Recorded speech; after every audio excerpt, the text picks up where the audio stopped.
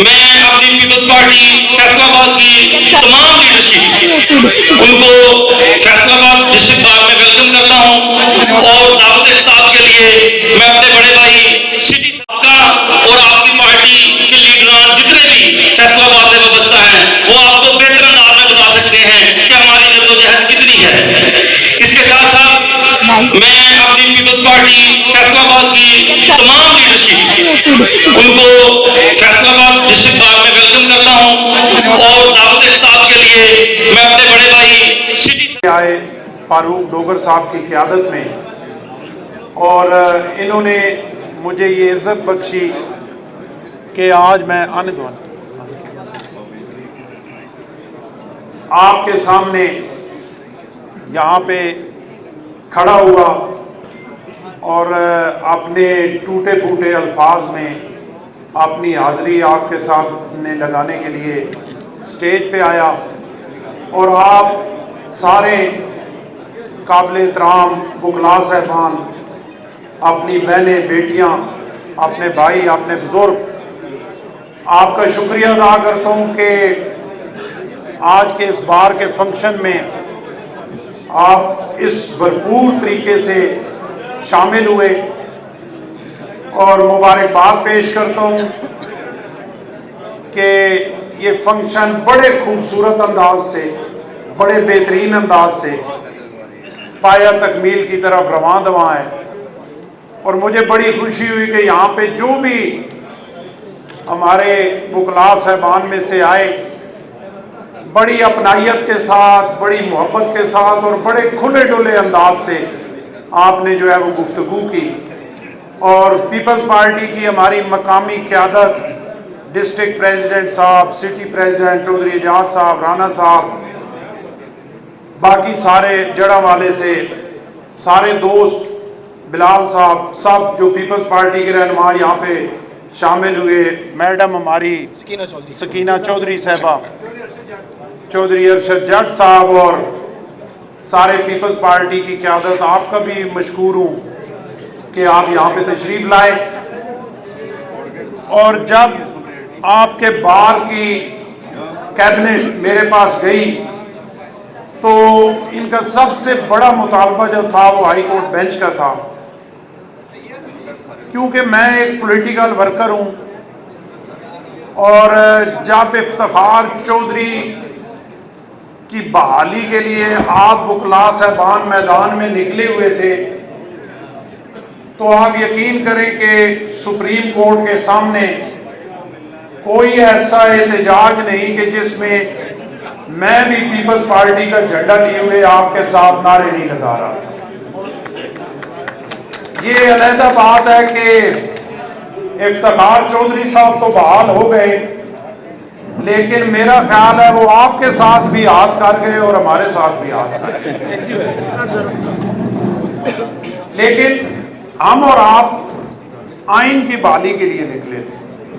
ہمیں افتخار چودھری سے غرض نہیں تھی،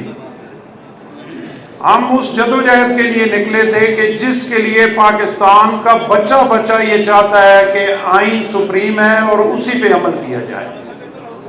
اور ہائی کورٹ بینچ کے حوالے سے جیسے میں نے بات شروع کی، مشرف دور میں میرے پہ روزانہ کی بنیاد پہ اٹک میں ایف آئی آریں ہوئی، تو تب مجھے پتہ چلا کہ یہ تاریخیں بھگتانا کتنا مشکل کام ہے، اور یہ کتنا اوکھا کام ہے کہ آپ اٹک سے پنڈی جائیں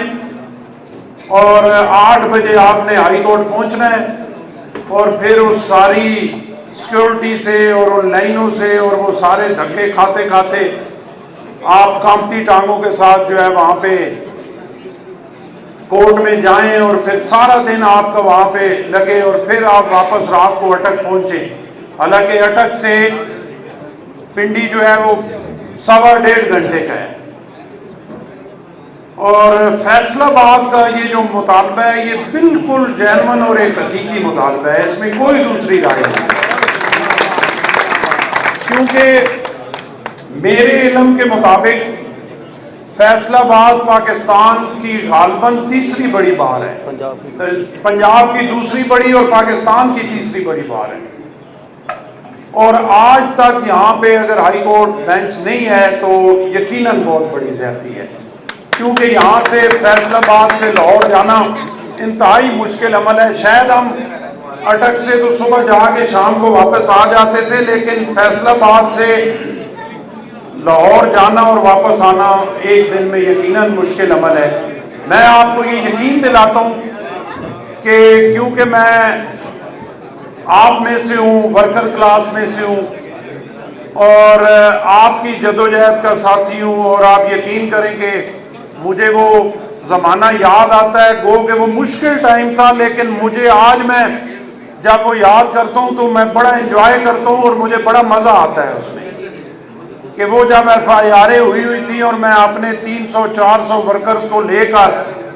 وہاں صبح صبح ہم نکلتے تھے، اور جب تاریخ پہ جاتے تھے